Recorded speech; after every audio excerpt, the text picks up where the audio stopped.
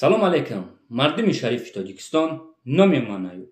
Соли 1985 сол падари Муҳаммад Иқболи Садриддина 1.5 сол турма карданд. Медонем барои чӣ? қаландари Садриддин.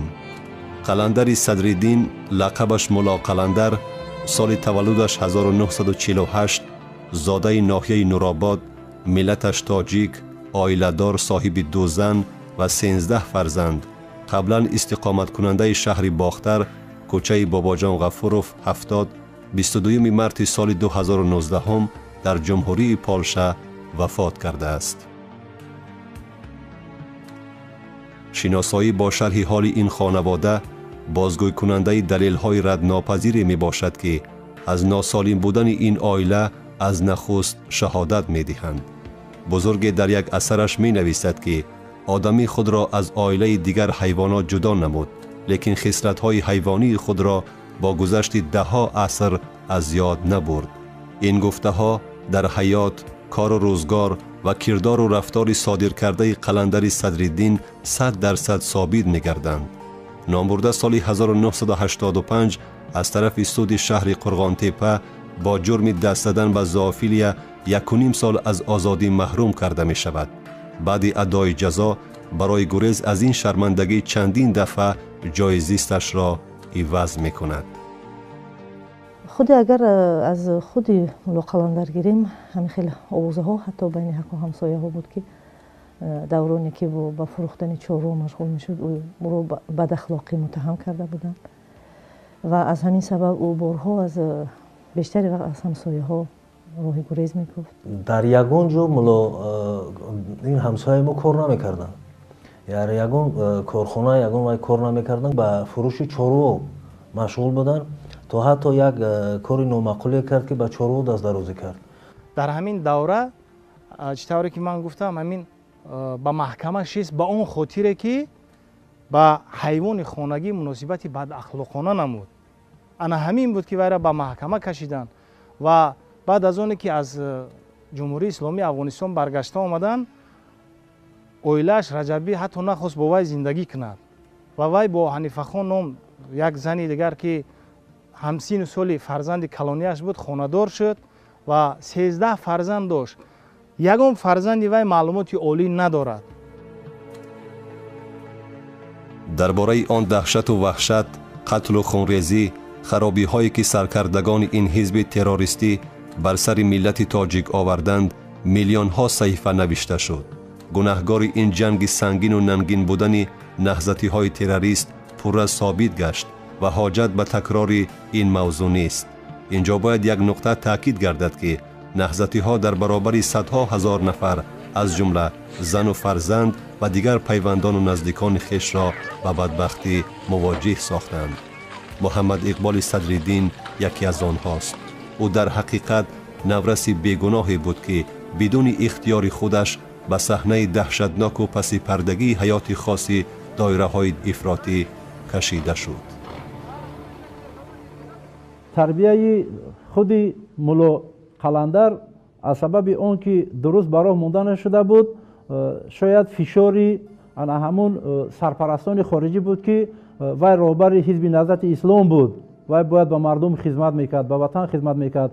баръакс, ба ҷои он ки хизмат кунад, вай мардумро ба шур овард. ба сари мардум як балоеро овард ки мардум ниҳоят ба як ҳолати баде гирифтор шуданд. кӯч бастанд, чӣ қадар мардум аз фарзандон маҳрум шуданд, аз хонаи дар маҳрум шуданд. ба сари мардум як балоеро гирифтор карданд ки як қисмати зиёди ҷавонмардони моро ҳалок карданд, куштанд.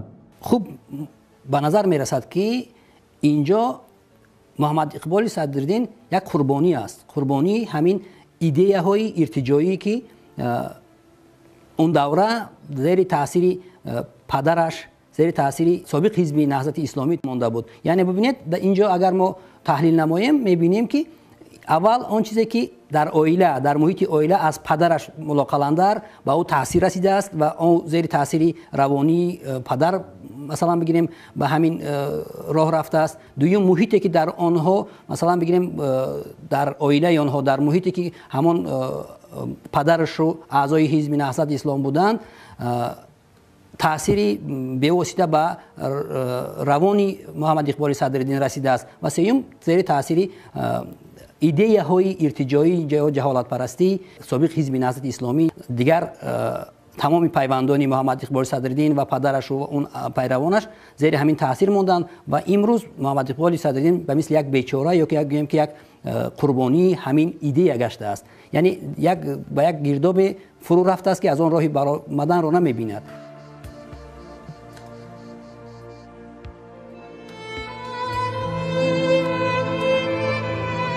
آدمان هیچگاه از عملهایی که برایشان عادت شده است پشیمان نمی شوند.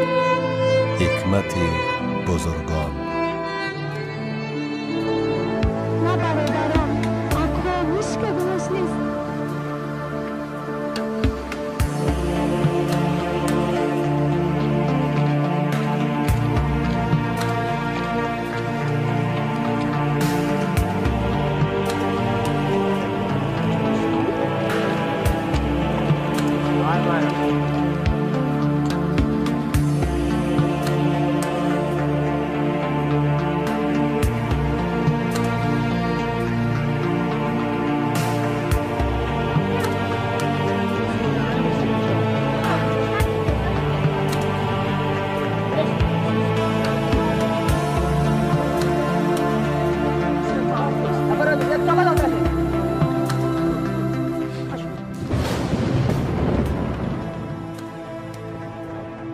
پدر بیچارهش چقدر عذاب کشید، آخر به چشم پدرش خرید و از پیش قماندان غلام تابیخ میگفتن او وقتی مهاجرین تاجیکستان که آمده بود در وقت از جنگل تیر شد دیگه بیچاره آواره شدن آمدن در این منطقه دیگه در اوج باز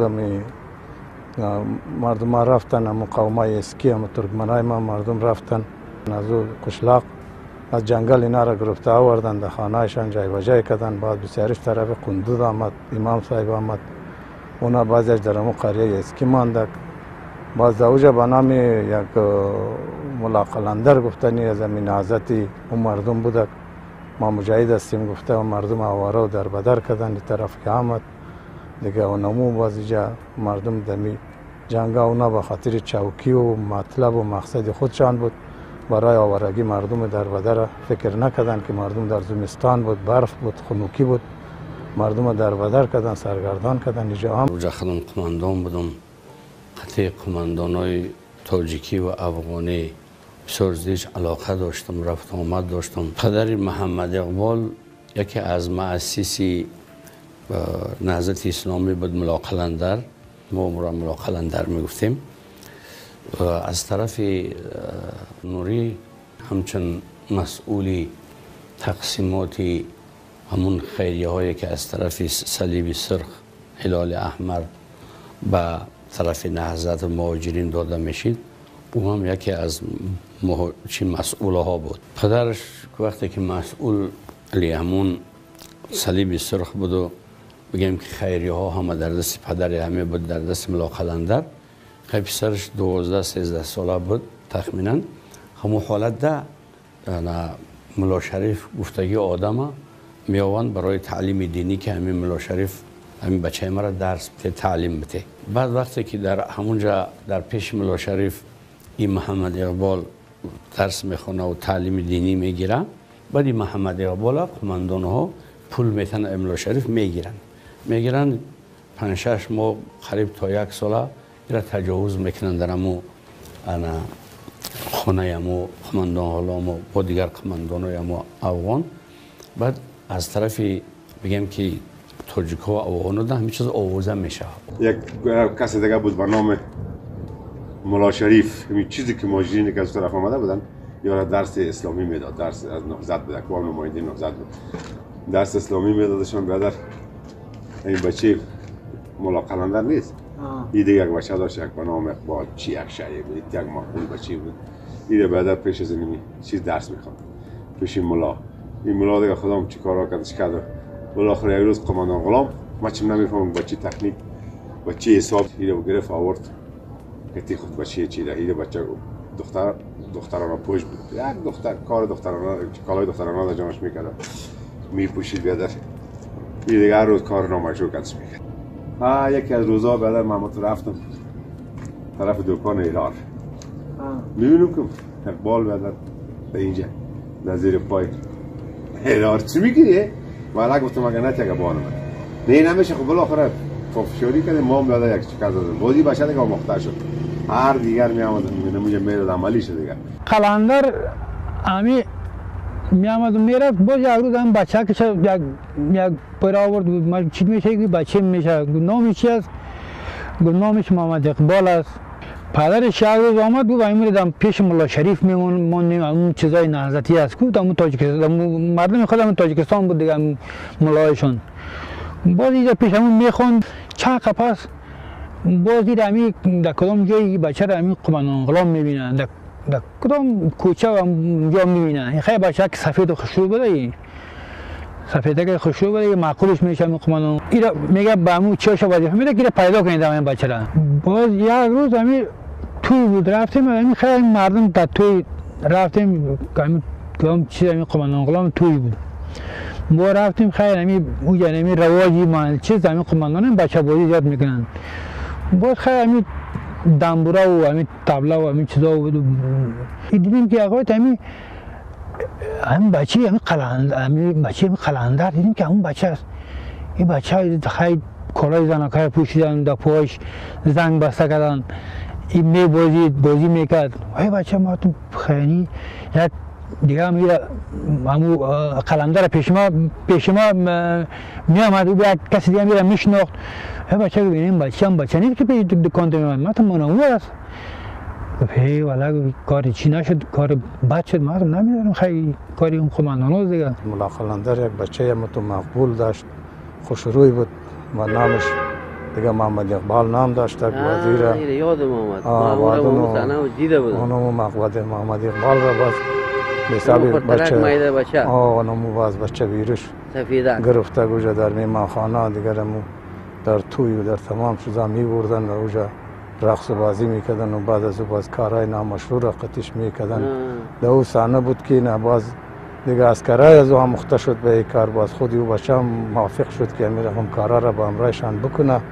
این رقم باز یک نامبدی برای مردمی از برادرای ما شده که دیگه بیچاره نامشان سبب میکرد و آدم باستی هم بازمی بود و بازم میکرد و سر از این بچه ها بالا میشد و همین باسکرای خودش و بیخی نامبدکن کار بود گمش بود.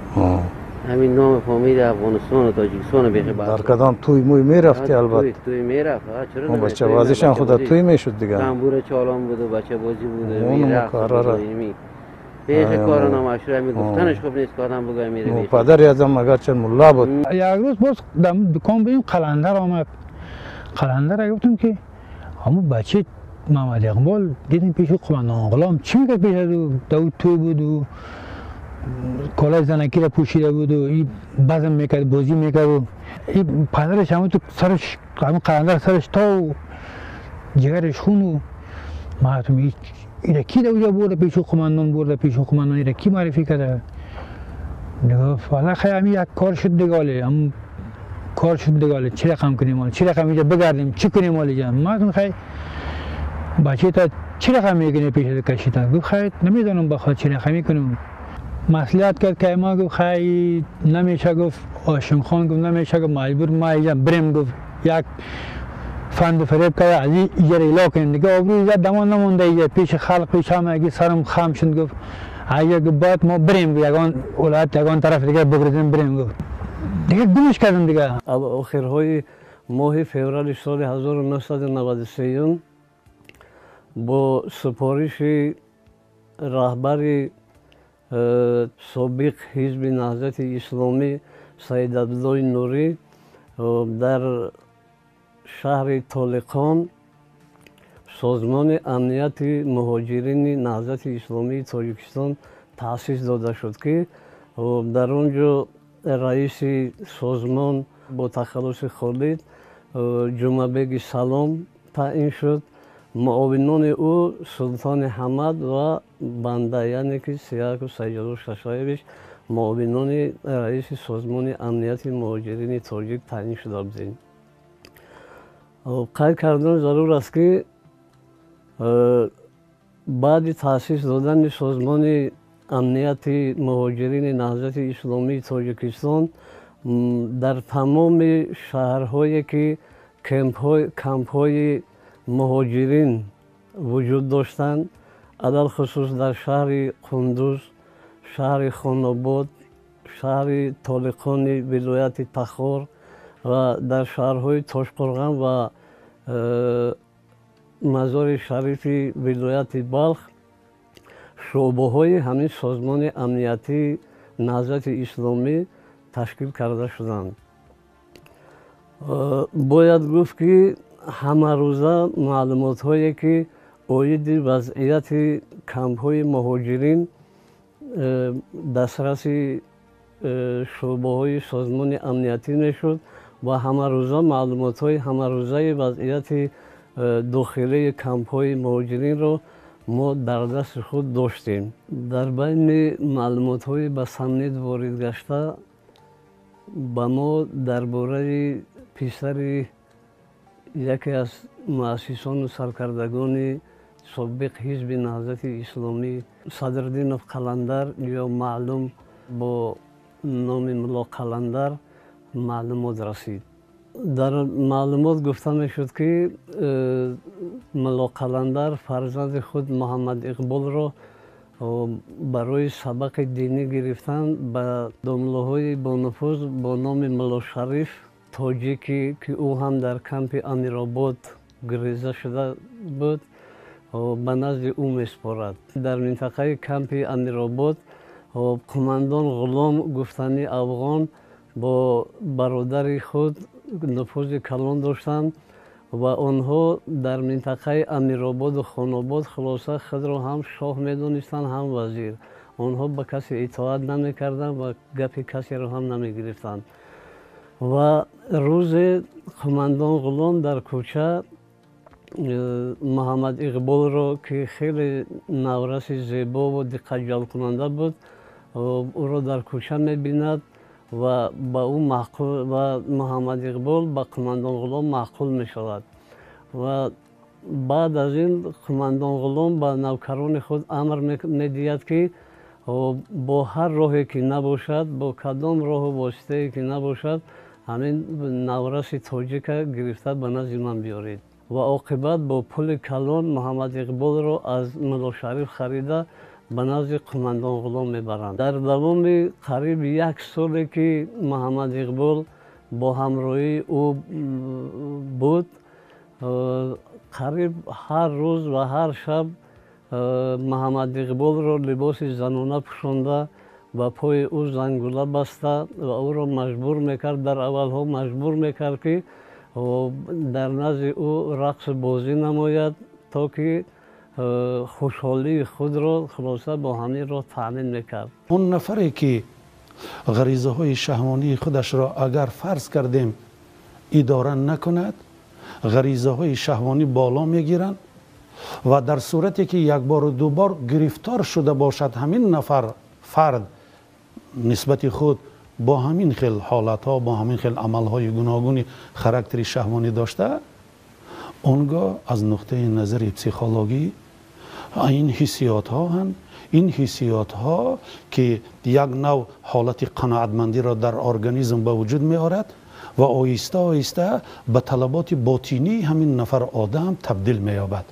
بعضی قماندان های ما قماندان های تاجیکی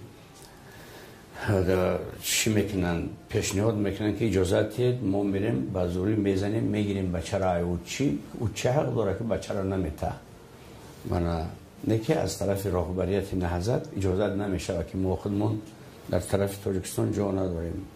از اونجا مثال گیریم که به جنگ و به جنجال اومدگیم امروز اگر ما قطعی و جنگ و جنجال سر کنیم این جنگ برای ما جا نمیمونه. خواستیم با غلام یک واخوری کنیم و دعوا کنیم که اونا را پس بگیریم. ما هم قوه کلان داشتیم وقت در افغانستان و با کدام نفر که ضرورت میشید استفاده برده میتونستیم و او قماندان غلام هم در همه خانه آباد جایگیر بود.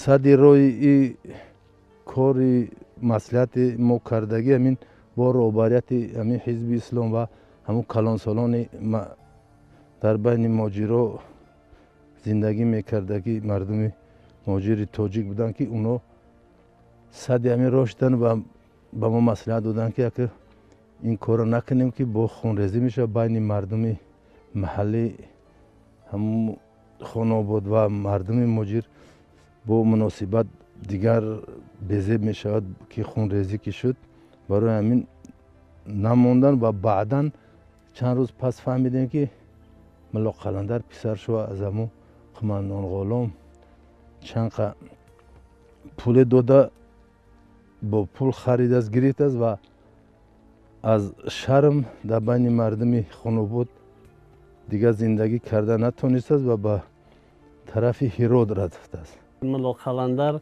که در کمپ امیرآباد مسئول مالیات و تقسیم موادهای بشردوستانه که برای گریزه‌های تاجیک می اومدن بود و از این را او درآمد کلان داشت و پول کلان هم به دست آورده بود و در این کار بغیر از این راهبر همین سابق حزب نهضت اسلامی سید عبدالله نوری هم که به صدرالدین قلندر کمک پولی میکند و فقط با همین راه پول کلان عاقبت صدرالدین قلندر پسر خود محمد اقبال را از قماندان غلام با پول کلان خریدن میگیرد.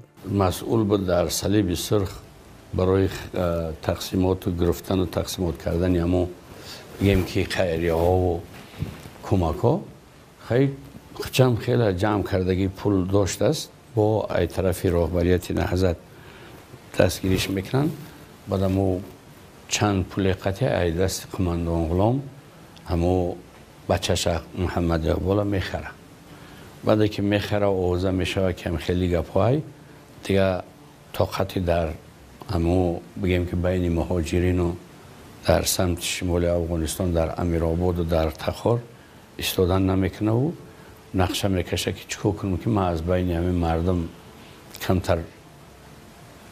کمتر دورتر باشم تا اینکه همین اوضاع و دروازه بین مردم بروه. بعد آنها مصلحت میکنن میگن در هرات ما نماینده فرض مثلا یعنی دفتری همین نهضت اسلامی را نداریم در چند اطراف و گوشه های افغانستان و خارج از افغانستان داشتن نکی اوجا نداشتن. بعد میگن این ملا قلندر بسیار چی داره یعنی تجربه داره میتونه که در همون هرات هم یک دفتر بکشه و برای کمک هایی که برای نهضت در کاره از او صلیب سرخ هم با زیادتر این فایده بیاره.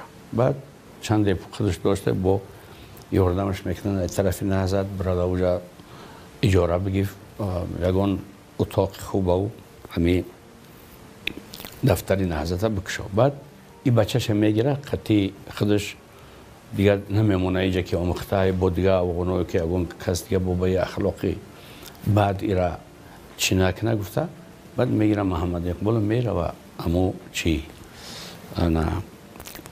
هرات. بعد در هرات چند وقت زندگی میکنن با این بچه را با گفته همون مردم که میگریخت است پدر اطاعت نمیکرد است میرفت از هر سه با همون موقع ها و جایی را که همین خیلی اخلاق های بد در اوجا انجام میشه همونجا را میافت است میرفت است همین کارا را با انجام دادنی میشه و انجام میته پدرش بعد عذابش میته.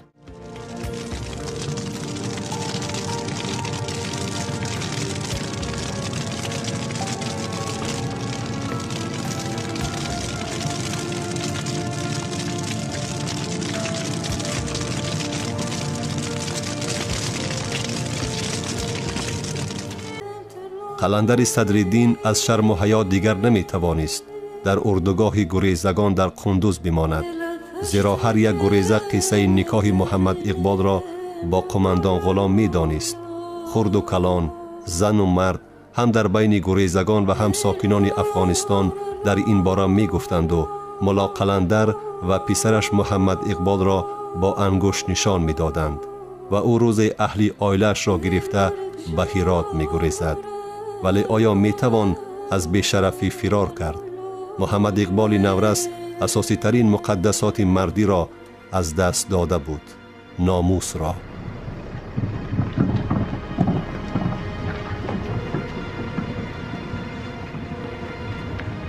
اصلا درست است که گناهکاری اساسی در این بی‌ناموسی و بیننگی و فاجعه به سر محمد اقبال آمده پدرش و سرکردگان تشکیلات تروریستی نهضت اسلامی بودند که جنگ خانمانسوز را بر سر مردم تاجیک کشیدند. محمد اقبال در قطار دیگران یک قربانی جنگ تحمیلی نهضت تروریستی و خواجگان بیرونش بود و هست. قرار داشتن در این پیشرفی و موقعی عاجزانه سمت حیات منبعده محمد اقبال را به کلی تغییر داد و دیگر بیمار شده بود، گرفتار دردی که معالجه نمی شود. مناسبت او با پدر که در این بدبختی خود مجرمش می‌دانست یک بار سرد گشته منتظم از مکان زیستش در هرات می گریخت و برای تسکین بخشیدن دردش همنشین و همبستر می جست. محمد اقبال 12-13 ساله بچه او قدر در این باره ما را گناهکار کردن نمیتونیم. اساساً گناهکار پدرش نهضت اسلامی ای. وقتی که پدرش می نهضت اسلامی را ساختن و ساختیم و مردم در همین چیز که آوردیم، خیلی عاقبت جنگ خونریزی و جنگ خونینه در تاجیکستان وقتی برپا کرد نهضت اسلامی، عاقبتش به همین کارا بعد یعنی ثمره‌اش و نتیجهش همین کارا شد. یعنی همین بد اخلاقی محمد اقبال خب با نرک بیزنس گرفتار شدن بعضی دیگرها، نرکمند شدن بعضی دیگرها، تجاوز شدن بعضی زنها و دخترهای تاجیک در افغانستان به چشم می رسید. همه سببش همین نهضت اسلامی است. هیچ یگان چیز دیگر نداره. نهضت اسلامی یک نهضت است که تمام مردم همه جهت ضرر داد، از جهت دین هم، از جهت اخلاق هم، از جهت انسانیگری هم، از جهت وطنداری هم، همه جهت. اقبال صدرالدین در شهر هرات هم با همون درد بی‌دوایی که گرفتار شده بود، یعنی بچه بازی، در شهر هرات هم همین کار خود را دوام میداد است. یعنی که او شبها از خانه گریخته در جایهای مخصوصی همون شهر هرات با لواطه بازی، بچه بازی و با درد خود دوام میبخشید است. در همون هرات هم فهمیدیم که یک چند وقت همون محمد اقبال گپی پدرشون گوش نکرده، خیلی کسل یار شدگی بود است، دیگه شبا به هر طرف می رفت است و عاقبت پدرش قطعی بسیار گپای پست و پلند زده اوجا گریخته طرف پاکستان رفت است.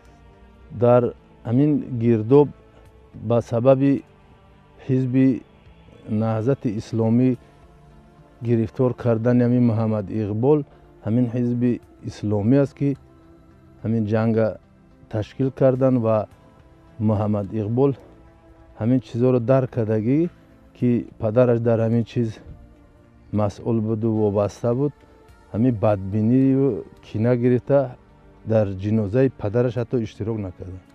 بعد وقتی که از پدرش که دواش نمی‌آورد و بسیار عذاب می‌ده پدره در هرات، محمد اقبال بعد فرار میکنه، از دست پدرش میره و پاکستان چند وقت در معهد ابو حنیفه تحصیل میکنه، بعد اوجا با لاهور میره و همین اخلاق و کارهای بده که در اوجا دوام میده، باز میبینه که شرمندگی زیاد شده ایستاده است، با یون نگاه نکرده اوجا بعد به طرف امارات متحده به طرف دبی فرار میکنه. لیز بوربونوم یک متخصص بزرگ آمریکایی میگه که در روی زمین آدمانی بد و نیک نیستند. همه آدمان در زندگی آزاری دیدند و در نتیجه این آزارها خاراکتر آنها، تقدیر آنها با وجود آمده است. میگه که در روی زمین آدمانی اذیت کشنده هستند و این اذیت ها در تقدیر آنها شکل‌های گوناگون دارد. یکی از شاخه‌های دیگری پسیکوپاتی این همجنسگرایی میباشد، یعنی که همجنسگرایی علاقه جنسی با همجنس خود. این اول در شعور همون بیمار پیدا میشد бемор аввал кӯшиш мекунад ки ба ин мубориза барад, лекин дар охир бо мурури замон, бо гузашти вақт шуури беморро пурра фаро мегирад ва дар беморро дида мешавад масалан ихтилоли рафтор, онҳо дигар кирдорҳои худро идора карда наметавонанд, яъне ки бемор ба ҳамон хоҳишҳои бадахлоқонаи худ ки дар шуури вай пайдо мешаванд мубориза бурда наметавонад. то чанд қадре ки кӯшиш мекунад ки ҳамин кирдорҳои худро пинҳон дорад ё ки ба ҳамин кирдорҳои ношоиста даст назанад, лекин ба ӯ муяссар намегардад. бояд махсус қайд кунам ки шахсони гирифтори ин беморӣ, яъне ки ҳамҷинсгаро, бо мурури замон, бо гузашти вақт шар дар онҳо нез мешавад, ҳатто онҳо тарсро нез аз худ дур мекунанд, яъне ки нотарс мешаванд. ана барои ба ҳадафҳои ғаразнок ки худ расида ҳатто метавонанд ки ба дигар корҳои ношоиста, ба мисол ба ҷиноят мисол метавонанд даст зананд. яъне ки чӣ қадр боло гуфтем, номуси ин одамо нест мешавад. ин одамо ба ҳолати худ, ба ҳолати ниҳоии худ аз нуқтаи назари танқидӣ нигоҳ намекунанд, яъне ки чӣ қадр ки ба истилоҳ ба забони рус мегӯянд, ба ҳолати худ критика надоранд. албатта баъди аз саргузаронидани чунин ҳодисаҳои мудҳиш дар мисоли рӯзҳои ба сари муҳаммад иқбол омада, инсон шахсияти худро бебозгашт аз даст медиҳад. нангу номус, шарафи мардӣ барояш бегона мегарданд. шарм аз ниҳодаш гум мешавад, берун мегардад. дар кӯчаву бозор макону хонаҳои махсусро меҷӯяд то одати дар вуҷудаш як умра маскан гирифтаро барои муддати тасалло бахшад. ӯ мутодиро мемонад ки барои аз байн бурдани дарду печиши устухонҳо ҷиҳати дарёфти маводи мухаддир ба ҳар амале қодир аст.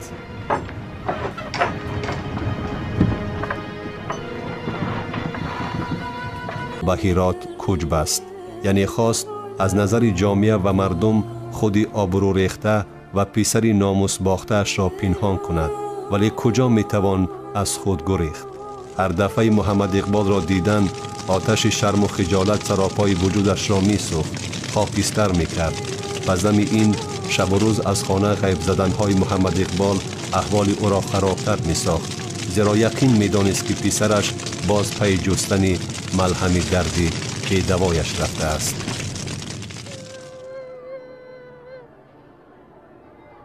мулло қаландар дигар сабру таҳаммулро аз даст дода буд ва рӯйрост бадахлоқиҳои муҳаммад иқболро рӯбарӯяш мегуфт. ӯро дар тамоми шармандагиҳои худ дар байни ҷомеа гунаҳгор мекард. ӯ андеша намекард ва эътироф карданӣ набуд ки маҳз худаш ва дигар саркардагони ташкилоти террористии собиқ ҳизби наҳзати исломӣ ин рӯзҳои пур аз таҳқир, ҳақорату ҳамоқат, беномусию бадбахтиро ба сари муҳаммад иқболу даҳҳо нафар ҷавонони мисли ӯ оварданд. таври раванди ҳодисаҳои баъдӣ нишон доданд муҳаммад иқбол падарашро набахшид. ин ғулом дигар ҳайсияту шараф надорад. мафкураи ғуломӣ ва маблағи аз ҳисоби он дарёфта дигар барояш имкон намедиҳад ки аз муқаддасот сухан гӯяд. ҳатто исломи ӯ дар нӯги забонаш аст, на дар умқи қалб. агар мусалмони ҳақиқӣ мебуд, аз туҳмат, ғайбат, дурӯғ, дашном, носазо, бадном кардани дигарон, ранҷонидан, айбҷӯӣ, суханчинӣ, риё дар гуфтор, шаҳодати бар дурӯғ, хабареро надониста паҳн кардан, суистифодаи дину мазҳаб, бо макру фиреб қарздор, касоду хонавайрон кардани мардум парҳез мекард.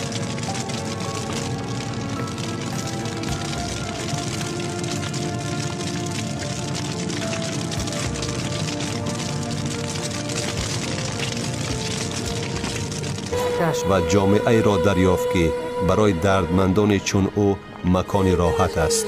ӯ акнун мисраи кунад ҳамҷинс бо ҳамҷинс парвозро зуд такрор мекунаду ба маънои аслаш шарҳ медиҳад. танҳо падарашро то охирин нафасҳои умраш набахшид, чун дар вуҷудаш ними зарраи аз асолати инсонӣ ва меҳр бар падар боқӣ намонда буд. дар ҷанозаи ӯ иштирок накард, ҳолонки дар аврупо қарор дошту با خرج کمترین میتوانست خود را تا مکان دفن پدر رساند. بین فرانسه و پولشا حرکت بی‌محدود قطاره و اتوبوس‌های مسافرکش نگاه نکرده به جنازه پدرش نآمد. پدر پرارمان دنیا را ترک کرد و پسر حتی پس از مرگش او را نبخشید. اونایی که از پدر رنجیدن خیلی روشنن. این گونه آدمان از تمام رهبرها میرنجند. زیرا دعوای محبت پدر رو از رهبر میخواهد بگیرد. رهبر که پدرش نیست اون رو دادن نمیتواند. او از رهبر ناراضی است. و از معلمش ناراضی است. و از رئیس قشلاقش ناراضی است. و من از همه آنهایی که از نگاه موقع اجتماعی روانی میتوانند در مسند پدر بشینند، از اونها اون دعوا رو دارد و از بس که گرفتن نمیتواند همیشه در حالت جنگ، مخالفت، ناراضگی، اعتراض با این آدمان قرار دارد. پرهیز میکرد. محمد اقبال صدرالدین قربانی است. قربانی جنگ و جنگ اندازها در سیمای تشکیلات تروریستی سابق حزب نهضت اسلامی. جنگی که برادر را میکشت. جنگی که یک نفر را به خیانت کردن مواجه ساخت. اول در برابر ناموس جوانمردی، اکنون بر ضد ملت خود. تحقیر و بی‌ناموس شدن خود را عیب ملت حسابیدنی است. میخواهد انتقام گیرد. توسط هرزگویی ها و حقارت و توهین در شبکه‌های اینترنتی آرزو دارد که چنین درد و بدبختی ها باز بر سر ملت بیاید. تعداد خیانتکاران و همصف و همدردان خود را زیاد نماید. مسلم است که ملت ها محض برای پیشگیری نمودن چنین فاجعه های ننگین و سنگین استقلالیت می‌خواهند. صلح و صلاح، آرامی و آسودگی را مقدس می‌دانند. ما نیز باید به تکرار شدن چنین حوادث ننگین دیگر راه ندهیم. ریشه منفور عقیده، مفکوره افراطی تبلیغ کننده جهالت و تاریکی را که زمینه بر سر محمد اقبال ها آوردن چنین اذیت و آزار را فراهم می‌سازد نیست نماییم. امروز ما در وطن عمر بسر میبریم که راه فردای نورسان و جوانانش روشن و درخشان است. هر یکی از تمام امکانات برخوردار است تا آزادانه در مکتب، دانشکده و دانشگاه تحصیل نماید. راه دلخواه سرنوشتش را خودش انتخاب کند و آینده خود را با دست خویش بسازد.